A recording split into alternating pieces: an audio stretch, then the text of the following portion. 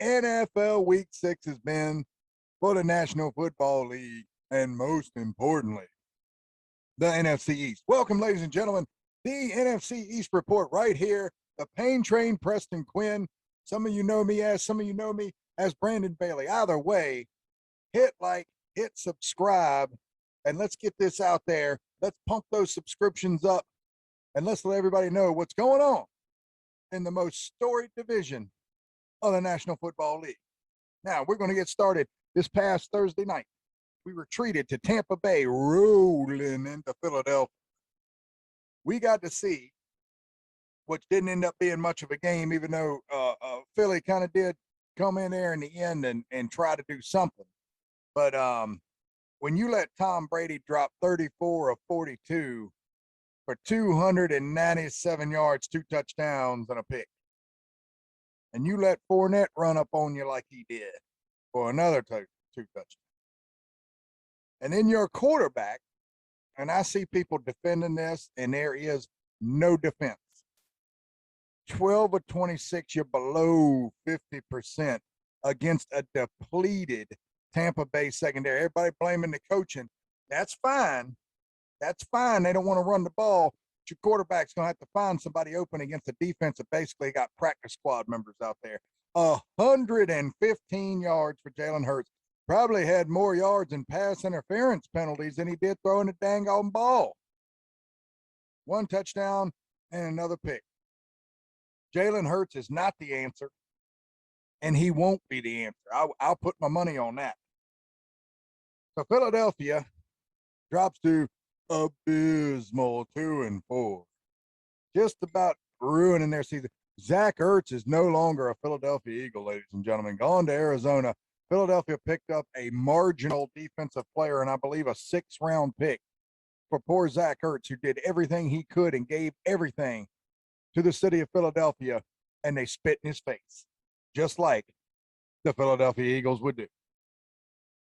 So that moves us on as we move on to the Washington football team.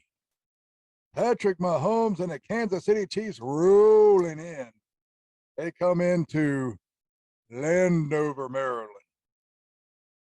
Mahomes not looking good early.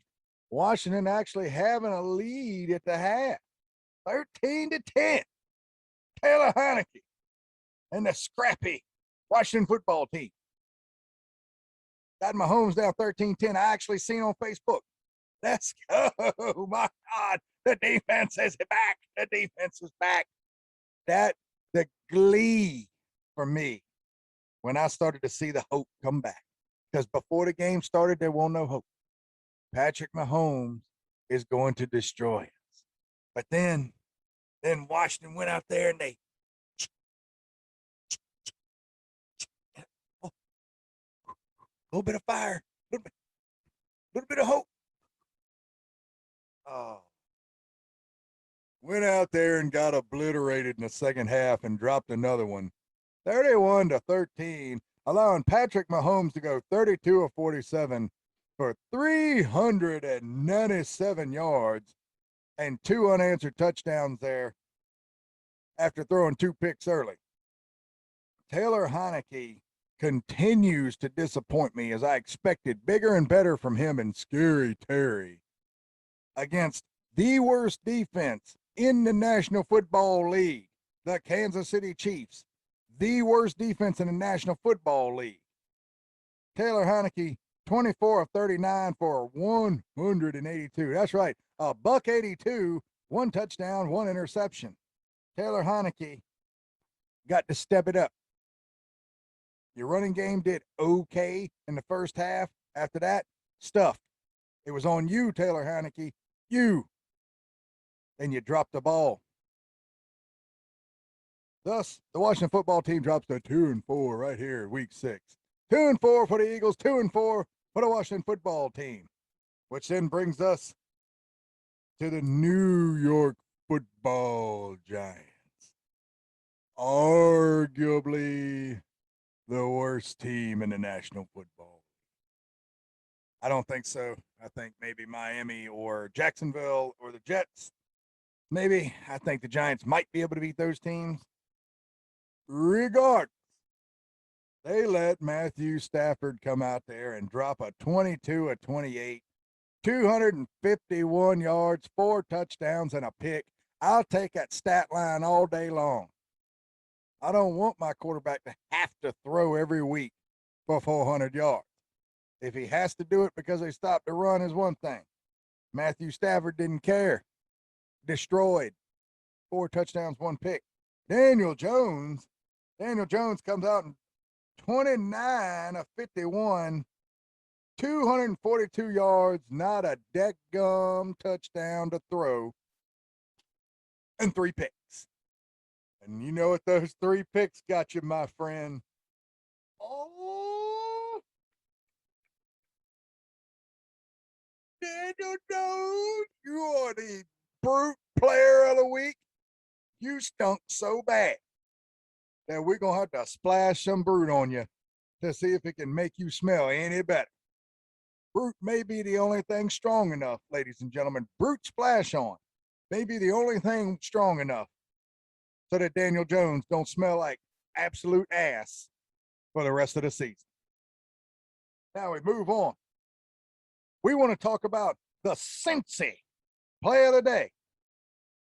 When you got scentsy, ladies and gentlemen, scentsy wax, the smell, the aroma, to try to tear through that disgusting room you probably sitting in watching this video right now.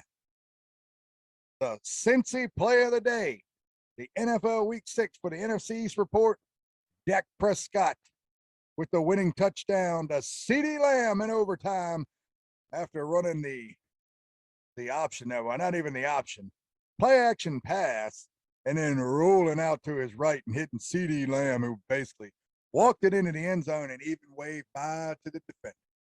What a game, ladies and gentlemen, out there in Foxboro. Dallas did everything they could to lose this football game. The formula to lose a game: turn the ball over in the opponent's red zone. We did that twice. A batted ball into an interception in the end zone, and Dak fumbling the ball, trying to reach over the goal line.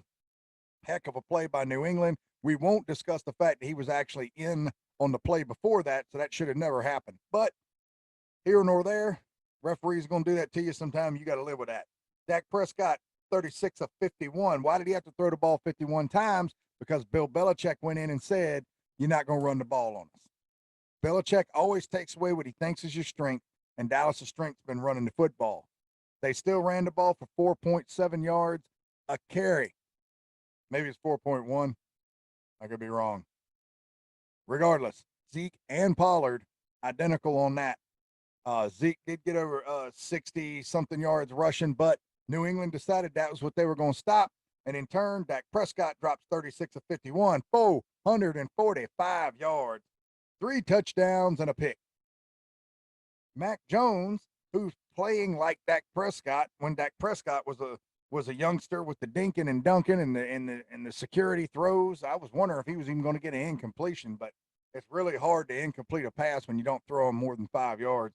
But he did one time because he got upset because the best corner in football got another interception. Trayvon Diggs, number 7, ladies and gentlemen. If you don't know, the best corner in football is Trayvon Diggs, and he just picked up his 7th interception in 6 games. And it was another pick 6. 2 pick 6s. 7 interceptions in 6 games. Trayvon Diggs, the real deal. And he almost won it for Dallas had Mac Jones not come out there and burn Trayvon Diggs. Now, I'm not going to pretend to know the details because I believe the safety over top should have covered the back end of that. And that's what Diggs, as a corner, went underneath to try to make the play because he thought he had safety help. The safety completely whiffed. And until I see the all 22, I'm not going to exactly see what happened there. But Mac Jones, 15 of 21, 229 yards, 2 touchdowns, and a pick. But that 75-yarder really added to the total and almost won the game for him. Dak Prescott brings him back. Critical passes on 3rd and 4th downs to get him back into field goal range. Zerline had already missed one. He puts it through, puts it into overtime. The defense stops New England. New England can't stop Dallas. And there was the scentsy play of the week. Dak Prescott to CeeDee Lamb in overtime in Foxboro to extend Dallas to 5-1, 3 games ahead, 6 weeks into the season of the NFC East. Ladies and gentlemen, the Dallas Cowboys had 12 penalties for well over 100 yards, and they turned the ball over twice in the opponent's red zone. Killers, especially against a well-coached team. They came back and they won the game, and that is a bad sign. You can look at the deficiencies of what they did in that game and try to say that they're not as good of a team, but Baltimore's done it, Tampa Bay's done it, and they came away with wins, and everybody said those teams are ready to go to the Super Bowl. You got to put Dallas in that category. Dallas is every bit as good as those teams, and they can compete with those teams on a daily basis. It's all going to depend on who stays healthy. And you got to be able to continue to run the football, which is going to hurt Tampa Bay. Baltimore looks good at running the football. But if the run gets bottled up, that's not Dak back there, that's Lamar. And if you cover the middle of the field and you force Lamar to throw the outs, we already know Lamar's not very good at that. Stats back that up, by the way. So you can throw them big gaudy numbers out there when he does something in the regular season. Let's pull up his playoff stats, ladies and gentlemen. Regardless, Baltimore, I believe, is in position to make a strong run in the AFC. They proved that today against the Chargers. Now, I don't want to get off NFC stuff, but we got to start looking at who the stronger teams are. Ladies and gentlemen, the Dallas Cowboys belong in that category, whether you like it or not. So, Brute, splash on. Taylor Heineke. No, Daniel Jones. Daniel Jones, you piece of crap. Three picks. My goodness. Daniel Jones, you need to do something. I can't believe I said Taylor Heineke. He was terrible too. Okay. And then the Cincy play of the day. Prescott to Lamb to win the game in overtime in Foxboro. That's it, ladies and gentlemen. The NFC's report. Tell me in the comments. Let's talk about this. What's the ceiling for the Dallas Cowboys, ladies and gentlemen? Like and subscribe, and then tell me in the comments, what's Dallas's record going to be at the end of 17 games? And I'll tell you what I think after I see yours. You guys have a great week.